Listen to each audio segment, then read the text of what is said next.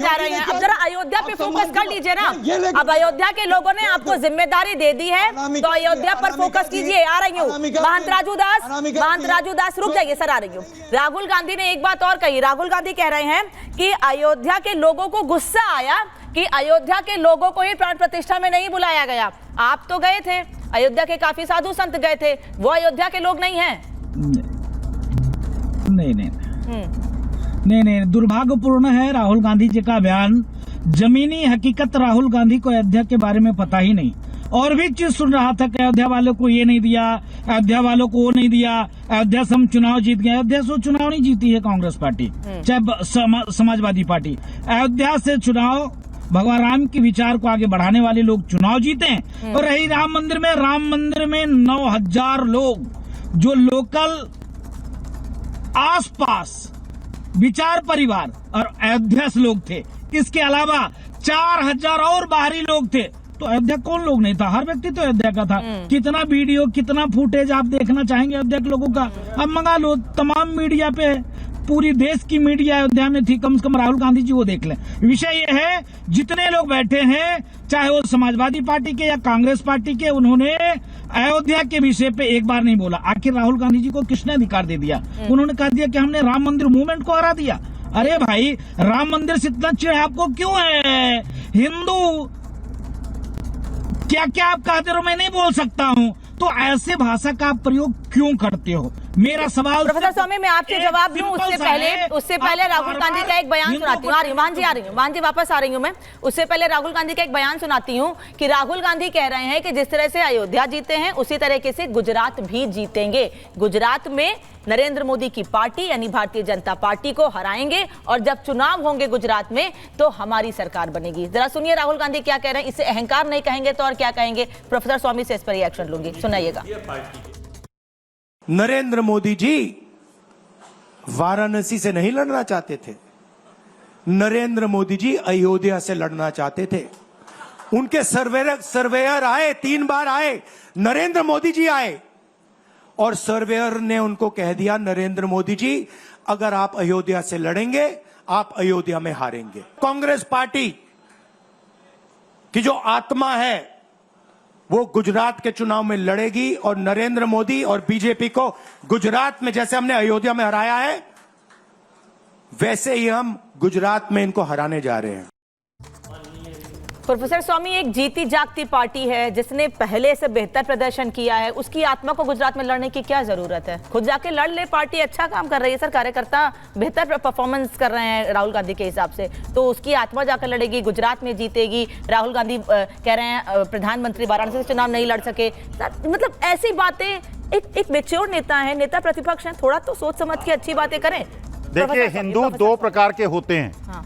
और राहुल गांधी ने जो कहा, राहुल गांधी ने कहा बीजेपी आरएसएस वाले हिंसक हैं इसलिए हिंदू नहीं। नहीं, घंटे के अंदर पहली बात तो हिंदुओं को बांटिए मत। कांग्रेस कमेटी के पहली बात तो आक्रमण हिंदू को सिद्ध कर दिया। बांटिए मत, होते हैं हिंदुओं को बांटिए मत, हिंदुओं को मत बांटिए। एक कैथोलिक बात में कह रही हूँ, जाति में बांट कर तो राजनीति करते हैं, जाति में बांट कर तो आप राजनीति करते हैं। कम से कम हिंदुओं को तो मत बांटिए। का प्रयोग होगा।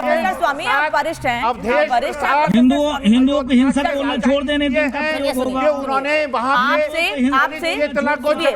सही शब्दों का इस्तेमाल करिए। आपसे हम सीखते हैं। सुनिए, आप वरिष्ठ हैं, आप जितने भी पैनल में लोग हैं, हम हैं, आप उनमें सबसे वरिष्ठ हैं। कम से कम हिंदुओं को बांटने की बात मत कीजिए। जाति में बांट कर राजनीति तो करते ही हैं। मैं गांधीवादी हूँ। नहीं, आप ऐसे कहना हिंदू 2 प्रकार के होते हैं। कहाँ हिंदू 2 प्रकार के होते हैं? हिंदू सिर्फ एक है, हिंदू एक है नहीं है, और हिंदुओं में एकता है। क्या रावण हिंदू था? क्या रावण हिंदू था? अरे सर, आप मतलब कहाँ चले जा रहे हैं? कहाँ चले जा रहे हैं? हिंसक हैं ये लोग, ये हिंसक हैं, ये गोडसेवादी लोग हैं, हम गांधीवादी लोग हैं, हम ये कौरव पक्ष हैं, हम पांडव पक्ष हैं। कौरव भी हिंदू थे। आप इस बात पे महंत राजू दास, ये कौरव पक्ष के हैं। अच्छा, ये दुर्योधन दुशासन ठीक है। महंत राजू दास, नहीं रुके, नहीं, आपने हिंदू पे बात की ना। महंत राजू दास बताइए। हम असली हिंदू हैं। रुक जाइए, अजय वर्मा जी आ रही हैं। ये महंत राजू दास, देखिए दुर्भाग्यपूर्ण है। फिर मैं कहता हूं कि आप बीजेपी को बोलो ना, बीजेपी को बोलते बोलते क्यों हिंदुत्व पे आ जाते हो? बीजेपी का ही बोल रहे हैं, हिंसक क्यों बोलते हो? बीजेपी किसने हिंदू नहीं आपको है। अधिकार दे दिया? RSS अगर हम हिंदू नहीं है। हिंसक होते मैं हिंदू हूं, तो मैं आप सनातन बोल नहीं पाते, तब ये आपको जवाब देता, नहीं तो इससे आपको जवाब मिलता। अगर हम हिंसक होते तो हम इससे आपको जवाब देते।